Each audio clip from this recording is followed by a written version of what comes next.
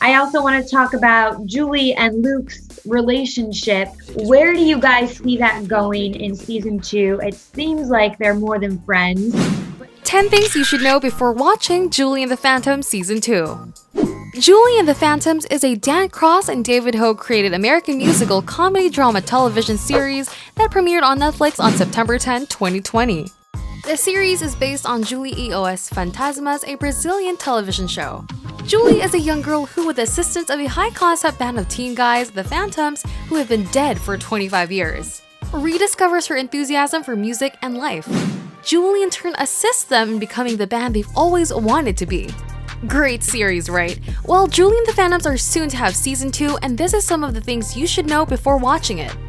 But before that, like this video and click the subscribe button for more updates. Let's get back into it. Top 10. When will it air? Despite the fact that Season 1 premiered in September 2020, Season 2 has yet to be formally confirmed. It may happen at any moment. We'll update this post as soon as we receive more information, which will happen faster than a catchy chorus in the middle of a scary song. The show's Edge of Grade won Best Musical Moment at the MTV Movie and TV Awards 2021, beating over WandaVision's Agatha All Along and Brown Skin Girl from Beyoncé's Black is King, among others, indicating that it had a lasting effect on its audience. Top 9. Who's in it? Madison Reyes will reprise her role as Julie. After all, she is the main character. Then there's guitarist Luke, played by Charlie Gillespie, bassist Reggie, played by Jeremy Shada, and drummer Alex, played by Owen Patrick Joyner, all of whom we anticipate to return for a follow-up season. Don't forget about Boo Boo Stewart in the role of Willie, Jada Marie in the role of Flynn, Savannah Mae in the role of Carrie, and the terrifying Shane Jackson in the role of Caleb. Top 8. What will it be about? Season 1 establishes the concept that our zombie bandmates have unfinished business on Earth, and that unfinished business has yet to be completed by the end of the first batch of episodes. So anticipate the narrative to continue into the second season. There's also the cliffhanger of Caleb Covington assuming Nick's body for what we can only assume are nefarious reasons. In Season 2, we'll see more of it. In fact, towards the end of the episode, all of our ghost friends appear to become physical, but are they really ghosts? Honestly, Ortega told Digital Spy it is solved pretty early in the following season.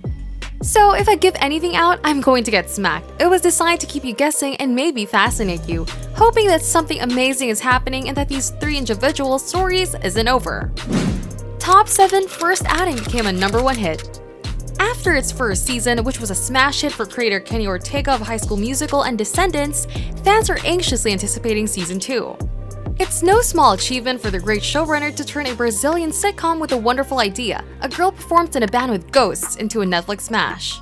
Just the premise of it, Ortega remarked via Pop Sugar, come on, a young girl reawakening the 3 ghosts who have suddenly appeared in her life, sharing her passion for music and forming a band. There was a Hannah Montana fan in the crowd. It sparked my imagination since it included all of the qualities that make me want to accomplish anything, such as heart, magic, surprise, action, and adventure. Top 6. More for Carrie. Carrie's opponent was built up and then very much forgotten about in Season 2, so we'd want to see more of her. Please, more research on the afterlife's laws would also be beneficial. Julie and Carrie became friends at some time. Julie used to go to Carrie's house and listen to her father's music. The 3 of them would speak about music for hours. Carrie and Julie eventually fell out and they're no longer friends. Top 5. Plenty of hope for Season 2's narrative. Season 2's plot has a lot of promise for Reyes. If we get a second season, I'm hoping to discover more about Alex and Reggie, Reyes added via Collider. I simply feel like I want to understand more about our histories since their characteristics are so nice and cute. We discussed Luke's connection with his mother, and we know a bit about Julie's relationship with her mother. All I want to do now is build on the characters, but I was interested to observe how the boy's abilities developed. Caleb has a lot of power and can perform a lot of interesting things. I'm curious to see if the boy's abilities develop in the same way. Top 4. Love Triangle. They also want to see the budding love triangle between Julie, Luke, and Nick develop further, especially following the cliffhanger from Season 1. I'm interested to see where it leads, she added. Particularly in light of what occurred with Nick and Caleb, I'm looking forward to seeing whether I'll be able to work with Cheyenne, played by Jackson, and if they'll be able to communicate. Reyes expressed her admiration for Julie and Luke's relationship, stating that they share many parallels, notably with his mother and hers. They know how it feels to be in that situation. It's undeniably a sweet friendship, she stated. I am a big admirer of Juke. I'm going to stick with it to the conclusion. It's quite lovely. Top 3, Season 2 could be better than the first. Julie and the Phantoms really took everyone off guard. Season 1 was clearly a big success for Netflix, the show's creators, and the viewers who compulsively watched and soaked in the show's music and poignant themes about love, diversity, and finding one's place. Sean Williamson, one of the program's producers, told Cinema Blend in November 2020 that if Season 2 happens, there are more areas for the show to go and be even greater. When asked if there were any new places to visit, he said yes. I believe so, yes, absolutely. So they've certainly set them up well for success on the next season, and Dan Cross and Dave Hogue as the showrunners were spectacular. And I know that the second season will be as good or better than the first, Williamson stated. Top 2, Caleb Covington's obsession with Sunset Curve. Caleb Covington, played by Cheyenne Jackson, the famous ghost who owns and manages the Hollywood Ghost Club in Julie and the Phantom Season 1, is looking forward to seeing where the program takes his character in the future. Especially after he possessed Nick, played by Sacha Carlson, in the finale. The Call Me Cat actress said this about the noting of finding out how the plot would expand moving forward in a September 2020 interview with ET. I think that's going to be the fun thing. If Season 2 does happen, is the backstory and what is his obsession with this band? Why this band? Does he have a specific thing with one of them or all three? Those are the fun questions I hope we get to answer. He must have a personal connection with one of them. I just can't figure out any other reason why he would be so resigned to. It's all about Sunset Curve. Given the way things ended for Caleb, Nick, Julie, and the rest of the Julie and the Phantoms ensemble, there is a good possibility those and other concerns will be answered when the program returns to Netflix. Top 1, Fans are clamoring.